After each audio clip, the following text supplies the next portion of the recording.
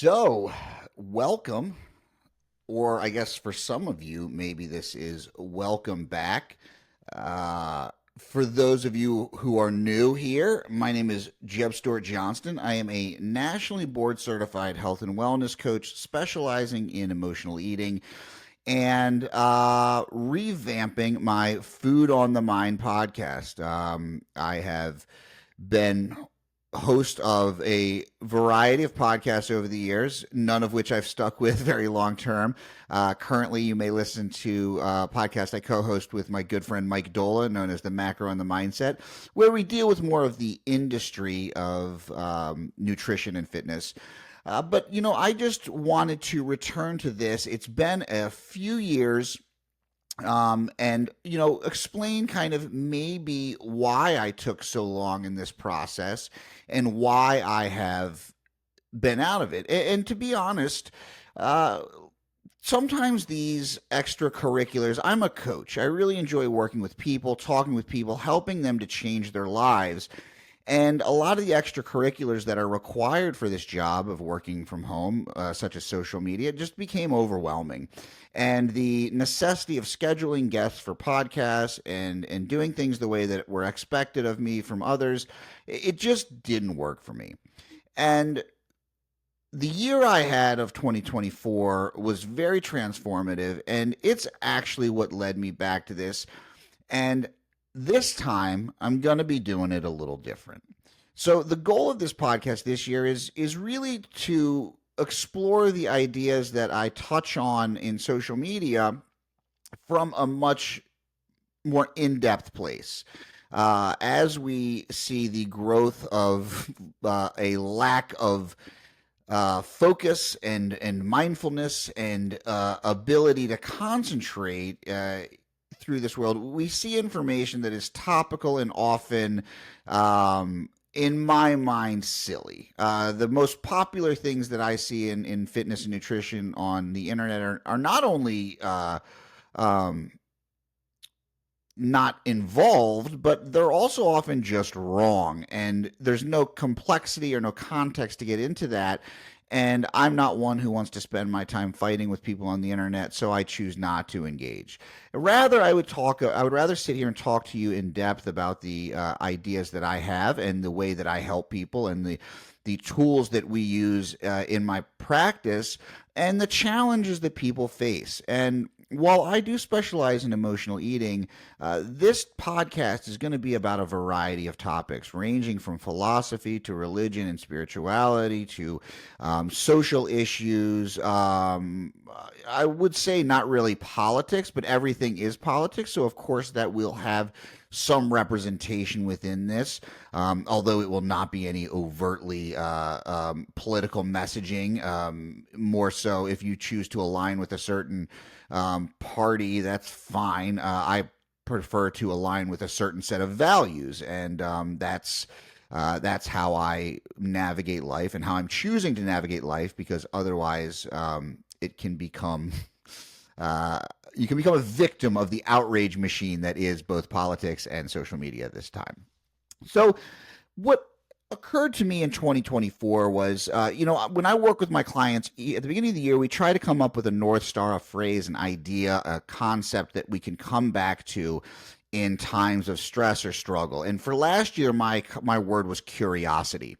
And it helped me to open up my mind, to be less judgmental, to try things both in business and personally that were very far outside of my comfort zone.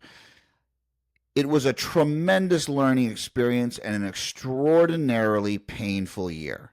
Had a lot of failures within my work life, career life, not in ways that harmed clients, but financially, I took a pretty big hit, and that was due to the curiosity. I learned because I was curious in the way other people were doing things. I hired other people to kind of take on things that were probably a little too personal for me.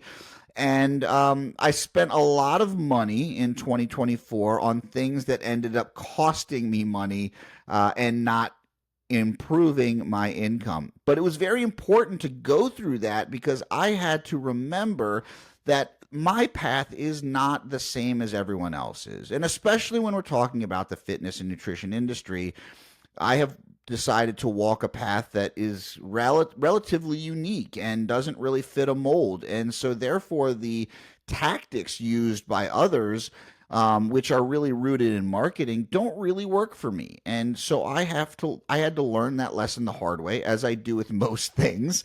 I had to touch the stove to remind myself it was still hot, and yes, it is. And I saw some failures. It was also transformative in my curiosity to attend more events, to see more people, regardless of the content of what those talks were or the events were. It was more about curiosity to see who else is out there and go in with a non-judgmental, open mind. And that was spectacular. I got to meet so many amazing people and connect with people on a deeper level and create relationships that are going to last a lifetime. And it's not networking. It's not about just building business acumen or something like that. No, it was really about connecting with people on a real level because, to be honest, we all need to make money, and I want to earn a living, and I want to earn a comfortable enough living that I can travel and do the things I want and work with the clients that I want to work with. But really, the most important thing to me in my life is connection and relationships. And that is something that I spent much of my life detached from. And so, with this curiosity, with these failures, the thing that I really learned most about myself was that I had really needed to focus on a very logical, grounded part of myself that helped me to develop the model that I use today with clients. But in that process, I really detached from spirituality. And I'll go into this a little bit more when I talk about my life story. But I've come back to a sense of spirituality, and that's not religion in any way, shape, or form. I study various religious texts. I find all of them fascinating. Religion to me is found inside of walls. Spirituality is found all around us. And that's kind of how I look at it. I'm much more interested in how we relate to that which is greater than us, and I don't care if you think of that in terms of God, of nature, of your friends, whatever. It doesn't really matter to me. But how do we relate to those people? And then looking at how religions use various disciplines, various strategies to achieve that spiritual awakening, for lack of a better term. And I became fascinated with that. I've always been fascinated with both religion and philosophy, and so I spent a lot more time in that part of curiosity. And that also caused both amazing insights and difficult pains. And I think that's really what led me to want to share these things in a context that is less restrained or constrained as social media might be, and less about appealing to a lot of people with pithy and silly statements, and more on connecting at a deeper level. As some of you might have followed this podcast or prior ones before, have gotten some of my life story, but if not, this is an introductory episode. And so I wanted to take the time and talk to you a little bit about who I am. Again, I'm a nationally board certified health and wellness coach, but I led a very circuitous route to get here, not very similar to probably anyone else in the industry. There's a few definite weirdos out there like me, and we've all kind of connected and become friends. So you'll see us all together if you're at these conferences. But me personally, I grew up in an alcoholic and abusive household. That is probably the thing that, from a young age, molded me more than anything else. I was a very caring and sensitive child that was hardened very quickly through the trials of life that really kids probably shouldn't go through. I remember, one of the first memories I have of exquisite anger was my dog had been either hit by a car, or the vet had said maybe hit with a baseball bat. And so I remember being a very, very young child and having this aggressive tendency come out, and this anger, and vowing that I was not going to be victimized in adulthood the way that I felt I was as a child. and yeah, this sounds heavy. I promise you, it's not. I've gone through a lot of work for this stuff. But growing up in that environment, and also looking back on it now and understanding that my dad had a problem with alcohol, which I would later go on to have as well, and knowing as an adult that my parents did the best they could with what they had. It was still better than what my dad had growing up. And so I think about that a lot of times because that did shape who I became in a lot of ways. And as difficult as that childhood was, I don't think I would trade it for anything in the world because it gave me an insight into the human condition that I would have otherwise maybe not gotten. Because in a lot of other aspects, I lived a very privileged life. We grew up without worrying about money. My dad's family came from, pretty significant, both economic and political and societal, areas of power, for lack of a better term. My mother was kind of a country girl, and came from a very loving family. That is amazing, and they're very, very different families, but I got a lot of great exposure to people growing up that really would mold my life. Um, but growing up in that household, I lent itself to something that is pretty natural, and that is I became an addict myself. Alcohol was something I gravitated towards early on, and I would spend a veritable lifetime caught in the cycle of addiction. I was, a sad kid. I was an anxious kid. I'm still a little bit anxious. Let's not get let's not get too far ahead of the plot. I have a little bit of neuroses. Leaving New York City and moving down here to Charleston, South Carolina, has helped with that some. But I still am, someone who is prone to more neuroticism than the average Joe. But I went through years of alcohol and drug addiction, still being fully functional in a lot of ways. I showed up for work. I still, I was putting in 14-hour days.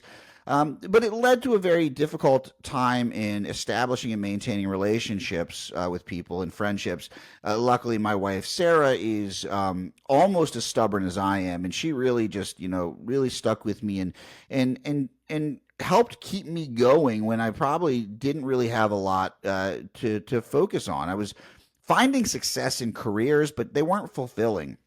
I grew up, and again, in finding this addiction early on, it almost allowed me to become more personable. It allowed me to connect. It allowed me to kind of be more boisterous. I'm naturally very introverted, and I began to meet people, and especially girls. I found when I was drunk and a little less inhibited, I could talk to girls. And I got to be honest, like that was about the thing that was most important to me. Why did I want to be an actor and a musician? Well, part of it was I realized early on when I was kind of a small, not like, big or tough, or I was athletic enough, but I wasn't the greatest athlete, but I could sing. And I learned early on that sensitivity, having that, was actually way better than being the jock. Like it was the superpower. And so I learned to lean into that, and I developed it, and I was actually very good at those things. But I was always after a sense of acceptance and a sense of belonging, and that's why I found myself drawn to that. Eventually going to music school. But why didn't I succeed in those careers with something that I think I was pretty good at? And that really did come down to the addiction. It actually was more important to me than finding success in those areas. And if there's one thing that I do is I don't half-ass things. So if I was going to be a drunk, I was going to be the best drunk you've ever seen. I I became a bartender. I became a very good bartender. And then I met my wife, and that led to me searching for a little bit more stability in a career, something that would allow me to be home at the same times that she was, since she had a normal job. She was a jewelry designer by trade, and that meant she worked normal hours. So her sister and my roommate at the time were both hairdressers. I thought, hey, that's a cool job. I can be creative. I don't have to go into work until noon, so I can still play shows at night, and I get to wear cool clothes. Like, what's not to like? And it turns out I would spend a lot of time around women, listening to their deepest and most personal problems. This would become a theme in my life. Wasn't aware of it at the time, but yeah, that would actually be the thing that would kind of follow me. And I had worked as a bartender again, so I was used to talking to people. Even though I am introverted, I can do that on a day to day basis as long as there's a topic at hand. And so, I moved into hair. I actually found, like everything else, I wasn't satisfied with just being a hairdresser. I needed to be the best. So I began looking for mentors, finding different mentors, agreeing to be like, hey, I'll do whatever. I'll work for free. I'll do whatever it is. Teach me. And I began to learn. I began to connect. And within a few years, I was working, Fashion Week in New York City. I got invited by one of the biggest hairdressers in New York when I worked for him. He's like, if you ever want a job, come in. You're hired. And so then I went to New York City and began working at Michelangelo's Wonderland Beauty Parlor as the first and only straight male that's ever worked there. I was their diversity hire. It was a wild place. Barbies hanging on the ceilings. We worked with supermodels, celebrities. I mean, it was wild. And then I would go do photo shoots at night. Long story short, I ended up kind of working my way up, and I had a very famous model client that I gave a makeover to and changed her look and opened up Women's Wear Daily the next day. And a very, very famous older hairdresser, probably considered one of the best hairdressers in history, took credit for my work. And it killed every desire I had to stay in that industry. And so I started looking for a way out. Well, in that time, I had been to a couple of rehabs. I went to a rehab. I was actually picked up for um, a reality show about a an interventionist, and the producers of, I think it was like Extreme Makeover maybe, or The Swan, one of those. They came, and I was going to be the pilot episode. So they came, they interviewed me, they took me to a rehab, gave me a camera, and I was going to be on this reality show, and spent 4 months at a very famous rehab facility. The cost of which is probably about $150,000. It's probably closer to 200,000 in today's money, I'm sure. And yeah, and the show never ended up airing. I either dodged a bullet or I extended my addiction, one of the two. But after that, that's when I went back to New York and really dove into my hairdressing career. And I, went through that, and then somewhere along the way, obviously that incident happened with the hairdresser, and I lost my passion for it. Within that time, after getting out of that rehab, I decided that physical health and wellness was going to be my strategy to stay sober. So I had taken a jujitsu class, and I thought that was going to be the thing, but I couldn't find a jujitsu school. But I found a gym, I found a program, and I started lifting. And then I was introduced to a great friend of mine, Sean Heisen, who was the editor at Muscle and Fitness. And we started working out together. He became one of my best friends and just taught me everything about fitness. Ended up, you know, giving me work as a writer in the fitness world. And then I began personal training and slowly transitioned out of hair into becoming a personal trainer, working as a fitness tech for Men's Health or Men's Fitness, working as a writer for a variety of magazines, and eventually opening up my own private studio in Brooklyn, New York. The private studio I opened happened to be in a Brazilian Jiu Jitsu gym that I had become more involved in, and that became the outlet that I'm sure all of you are sick of hearing me talk about now. But it's become one of the most important things that I've ever done. It really checks all the boxes for me in terms of physicality, emotionality, and intellectual interest. And so in that, I opened up that. I became a fitness guy, and eventually, as we've noticed the trends here, is I moved into nutrition coaching, and I worked for my good friend Mike, who I co-host the Macro and the Mindset with. His company, Stronger You. I was so engrossed in that I ended up closing up my private studio and going solely online as a nutrition coach. Well, working in nutrition, and specifically in the macro kind of community, I started to see some deficits in people, and it seemed that it was just not sustainable. People were not keeping the weight off, and the things that people were struggling with were much less about food and much more about all these other things. And I started to think, like, hey, maybe the food, maybe the weight, maybe this is a symptom and not the cause. And I was like, we keep trying to attack this thing with a logical process, and yet this seems to be an emotional problem. And so, where are we seeing that disconnect? So, as I moved through this, I decided I wanted to start to take a different tact. So, I started taking on very difficult clients. They're stronger you. I started working with the people that nobody wanted to work with. And most importantly, I flew out to Kansas City to meet with, to see at a conference, a woman by the name of Dr. Lisa Lewis, who works as a psychologist, but also has an ancillary connection to fitness, as her husband was Tony Gentlecore, is Tony Gentlecore, who is a very famous fitness writer, coach, trainer, seminar giver. Like he does everything, and very well respected, very well known. So she was intimately aware of what goes on in fitness. So same as I did in hair, I approached her and said, "Listen, I want to learn from you. What can I do?" And she's like, I don't really do that. I don't understand. And so, like everything else, I just bugged her until she said yes.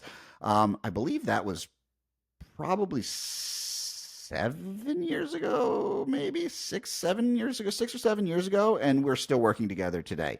And that was another pivotal moment for me as I started to ask her to teach me about the scope and practice of what I can do for my clients from a behavioral standpoint. And behavioral psychology became my interest. Um, Much to the happiness of my mother, who is a psychologist, or was. She's now retired, worked at Hopkins Bayview for many, many years. Um, and that is, so there was a natural inclination for me to end up in this work, even though I resisted everything about it most of my life, because as the mother of a psychologist, um, if there was one thing I was really good at, it was that I could beat every psychologist I went in to see. I would win at therapy. They couldn't crack me if they tried, which I thought was a win. I didn't realize that that is not actually the point of therapy. It is to go in and be open yourself. And once I was able to open, I was able to start to see a lot more of myself, a lot more understanding of who I am from a lot of different ways. And it helped me become a much better coach and helped me to develop the model that I have today. So, that whole process of going through now, around that time, before I met Lisa, right before is when I did quit drinking this time and finally get sober in a lasting, sustainable way. And those things are not, mutually exclusive, right? Those are very intertwined.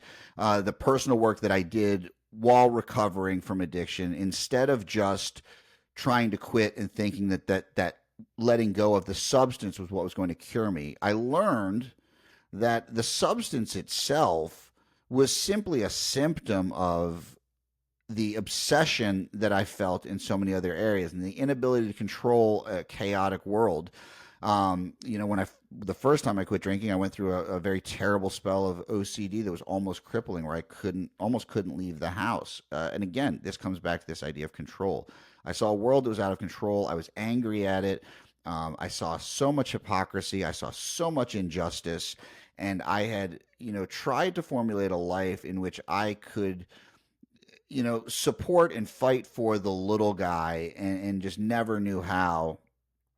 And once I found this path, this purpose, I started to see how I could help people who felt left behind. And this is very interesting because a lot of these people are very successful in life, but they're still being fed the same narrative that they should be able to do it on their own, that it's all their fault, that everything they do is caused by them. And no one has recognized the influence of the surroundings, the hierarchy that we live within, not just the food environment, which is what fitness likes to focus on, but the environment of the world, the messaging that we get constantly, even the well-meaning people who talk about personal development often come back to this idea. It's like where they say there's no one coming to save you. Like, that's a terrible, terrible thing to think of.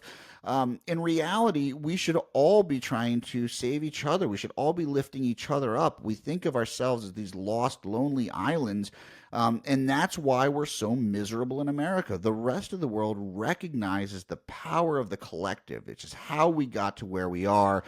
Yet we seem caught up and fixated with this idea that the Lone Ranger, the lone cowboy is who's going to do it. And and we keep putting these people on pedestals. And I think we're learning that they're they're not superhuman, and in fact they might be the worst of us more and more. And I'm talking about the billionaires in particular.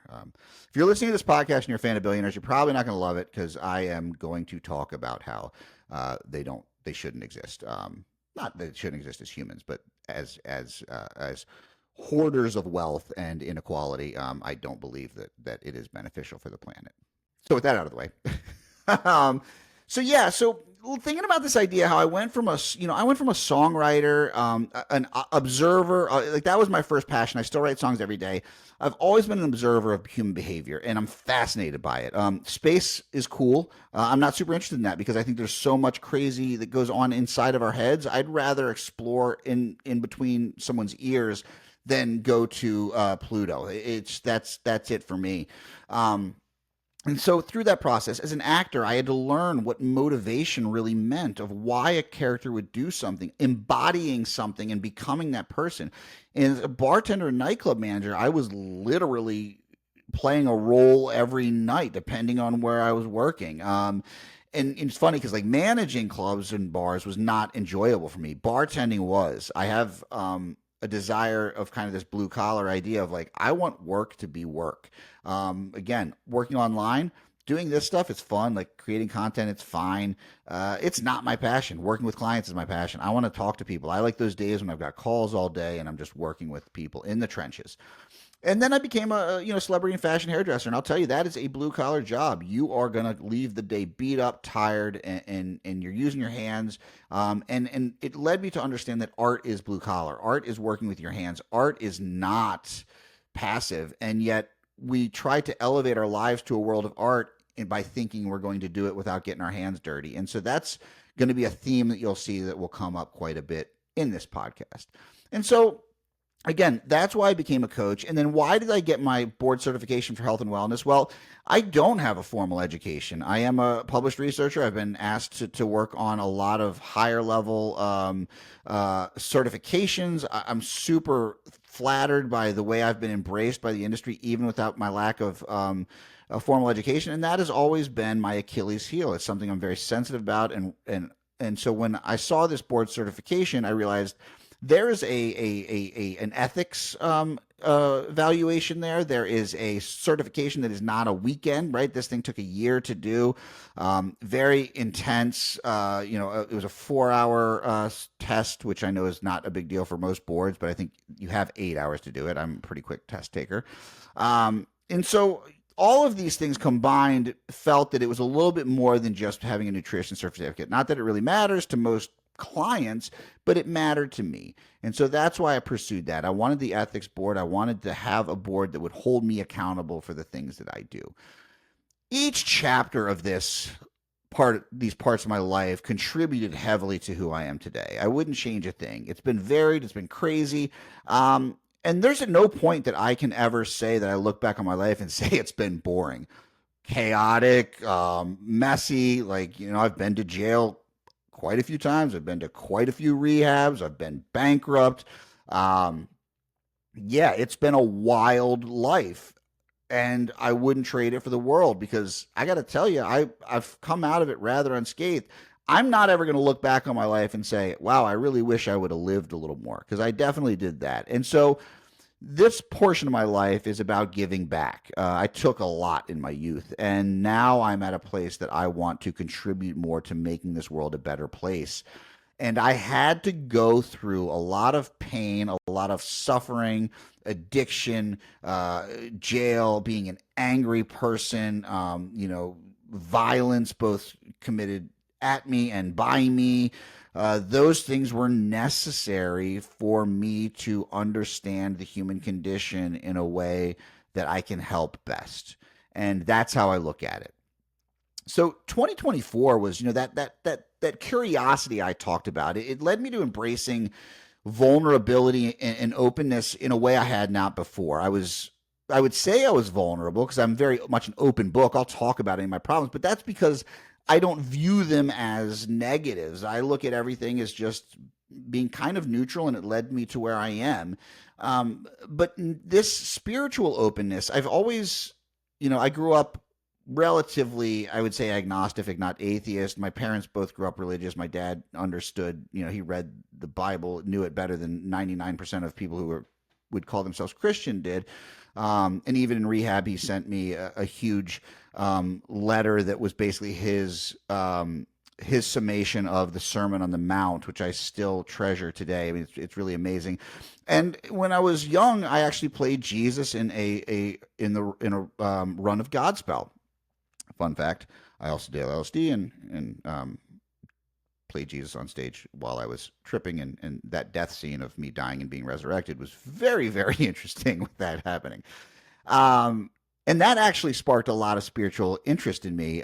Was psychedelics in the '90s, and as I dropped those behind and felt that that was too much weakness, I became more embroiled in alcohol and escaped into this angry, bitter place that eschewed spirituality. I went to a music school that also was Baptist affiliated and very, very, very evangelical Christian.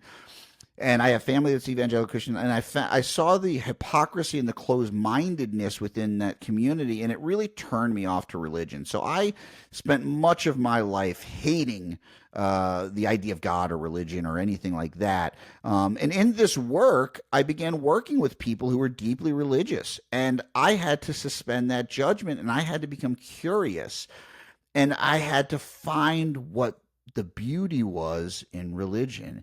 And not focus on how people screw it up, but rather why they want to approach it in the first place. And I would say that this past year led me from being what I would call an atheist to at least an agnostic, thinking that there is something greater and not sure what that is, but not sure that it really matters. I think the idea that a human would have a concept of what God is kind of defeats the purpose of what God is.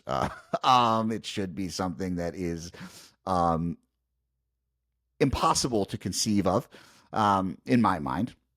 But I started to understand why people who are Christian or Muslim or Hindu or Buddhist, I had always kind of fallen a little bit more partial to Buddhism, just because it matched my values and didn't seem quite as dogmatic. Judaism, like, why are they drawn to these things, these rituals, these rules, these disciplines? And I realized it was very much like what I needed to get myself out of addiction, and that was a discipline, a structure, a set of rituals that marked the passage of time, but also allowed me the structure to create freedom in my thoughts, in this pie in our head, so that it wasn't completely filled with obsession all the time.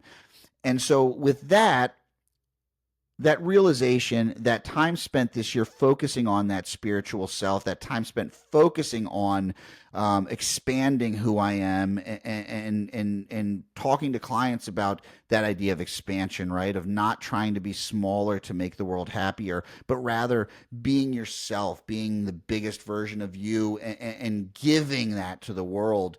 That's what made me want to relaunch this podcast in concert with what I do professionally. And so, what is it that I do at Food on the Mind? Well, I'm really helping people to break free from obsession, right? We say food obsession, but in emotional eating, but it's really about getting rid of anything that takes up too much of that pie.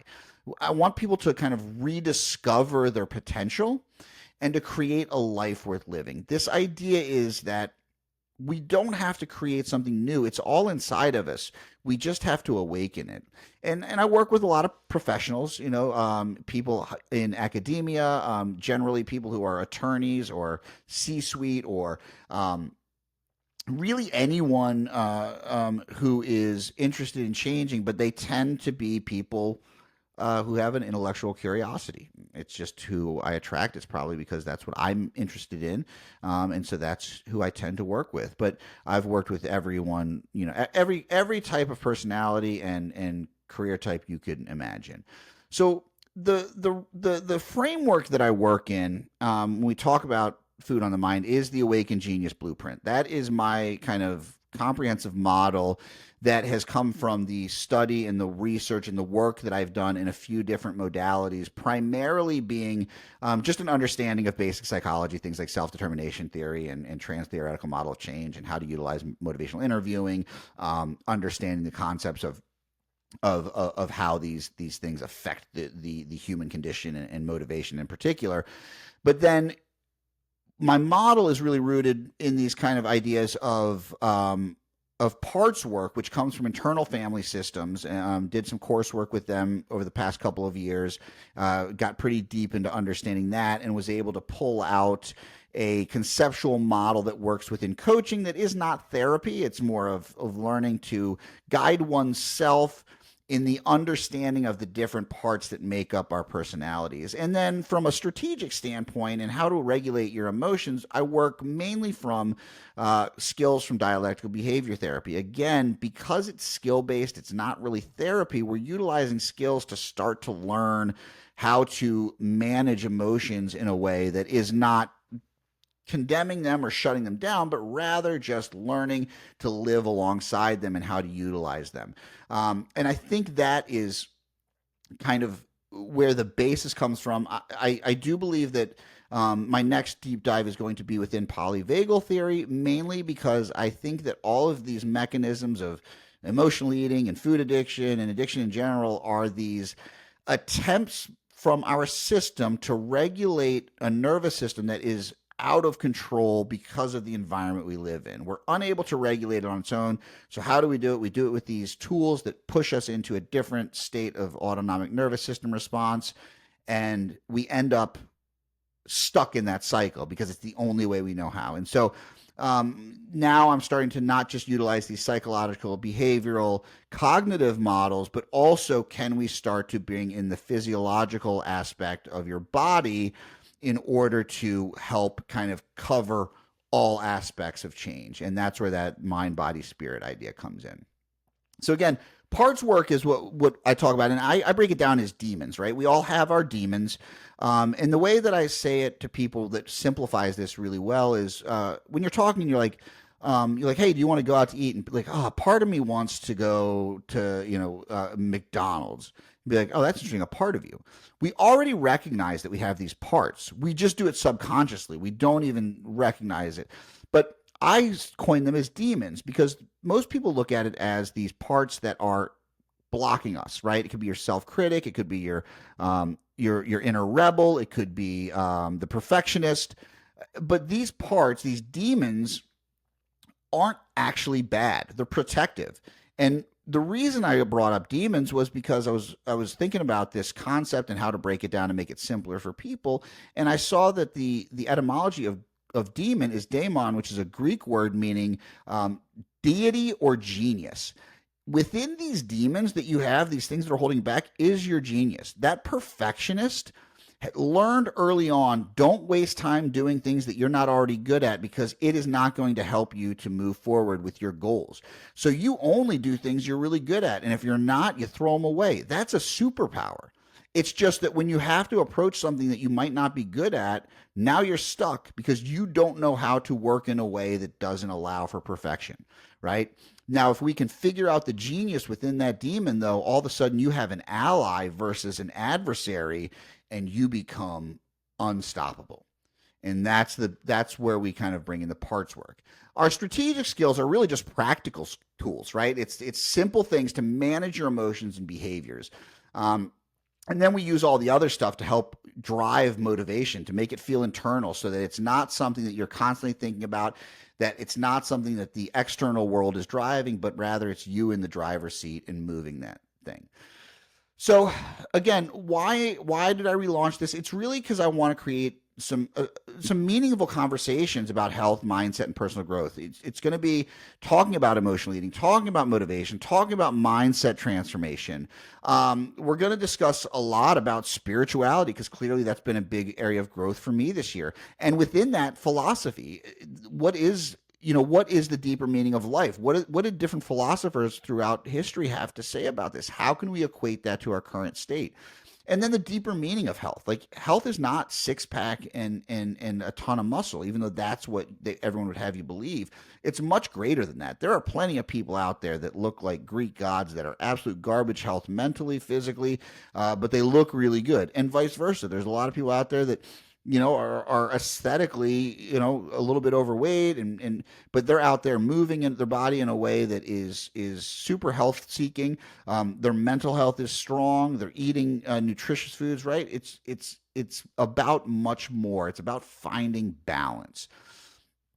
In the future, we're gonna delve into some things. I posted something today about why macros fail, and why calorie counting tends to fail in the long term. So I'm going to do an entire episode on that, where I can delve a little bit more deeply in the physiological, the psychological reasons why most people fail at sustaining their results long term with a macro or calorie counting approach. And it's nothing to do with the actual thing itself. It's about all the other stuff. I'm going to talk about the philosophy behind this Awaken Genius Blueprint. Like, why do I do what I do? Why have I developed this model? We'll talk about the spiritual intersection between health and wellness. How does that? Why does that matter? And we'll talk a lot about autonomy, competence, relatedness. All those things are going to tie in. And I'm going to talk about art, because I think art and creativity are the windows into spirituality. I think it is our connection with something greater. People think of religion and spirituality as being connected, but religion is just the rule book for those who wrote the rules. The deeper connection is art. Is that thing that comes to us in a way that we can't even explain, and touches us in a way that we can't even explain. We're going to talk about relationships, the most important thing in my life, and I think the most important thing in life in general. Like, what are we here for? We are here to make connections and to better the world through our relationships. And we'll talk about the psychology of change. Psychology and philosophy are kind of cousins to me, and they are passions of mine that I want to talk about. I'm going to have some guests occasionally. Most of this is going to be me talking, and maybe I'll throw out some like Q&A days where like you have some Q&As, but I will have some guests. The reason it's mainly just me is because I want to be able to do this at the same time every week.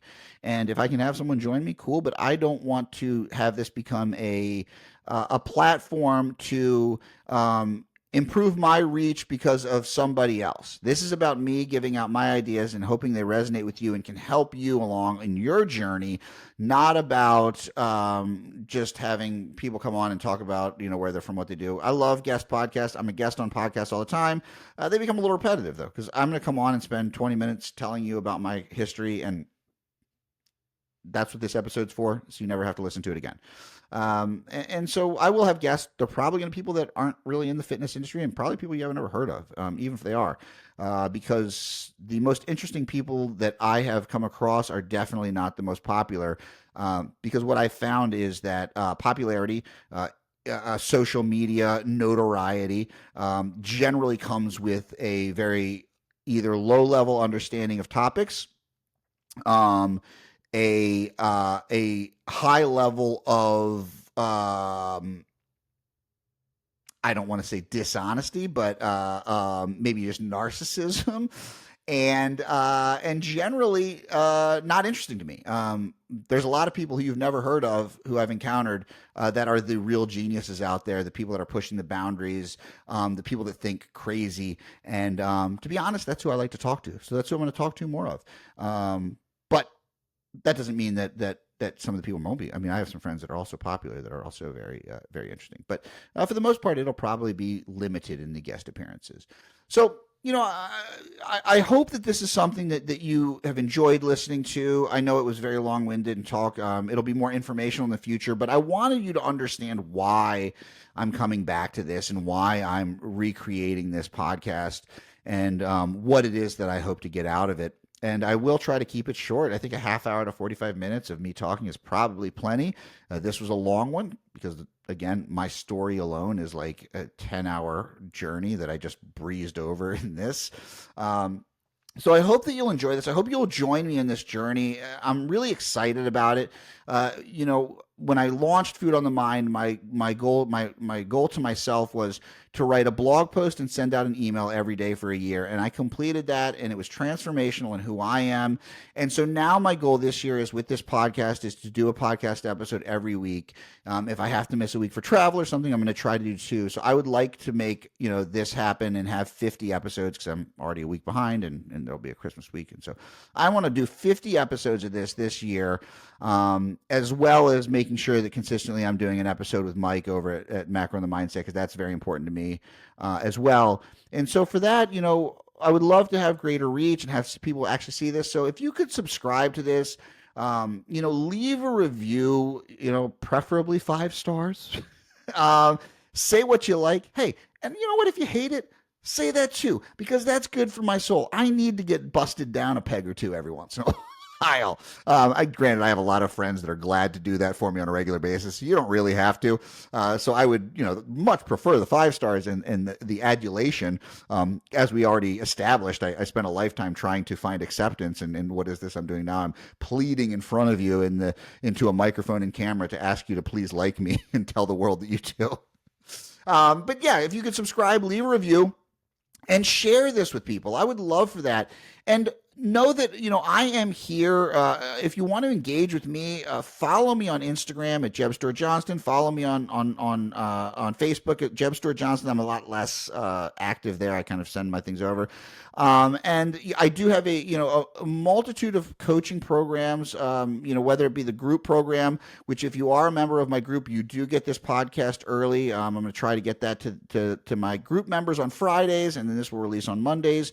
And I also have within there lots of resources, a weekly Q&A. It's a pretty good deal, and you'll get a lot of benefit out of that, I believe. And then, of course, I do have both the one-to-one performance mindset coaching, which is really geared towards, athletes and weekend warriors, people who really want to up their performance, who want to, and want kind of more of a traditional nutrition coaching with some of this mindset stuff worked in that also joins the group. You get a part of that group access as well.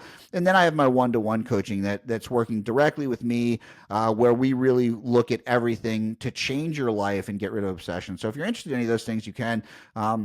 And I will be releasing some courses this year, as well as a mentorship for other professionals who are looking to help their clients manage emotional eating. So any of those things, reach out, let me know. But overall, I just want to say thank you so much for your curiosity and your willingness to explore these topics. And think about this podcast. Like, I know it's just me talking, but I really do feel it's a partnership in growth and self-discovery and building a life worth living, because through all my trials and tribulations, I have built a life that even though at times it's hard as hell, I tell you what, I wake up every day and I love living the life I have. And if it ends tomorrow, I'm proud of the life that I've built. And I would love for everyone to be able to feel that feeling. And I'm hoping that this conversation and these ideas and these this collaboration that I feel with you as the listener and me as the speaker, maybe can help a few of us get to that place. And I think if I can just help one person, I've made the world a better place in that, and I've done my job and fulfilled my purpose and destiny. So for that, I thank you for being here. Again, like, subscribe, all the things, share it with your friends, and I can't wait to see you next week.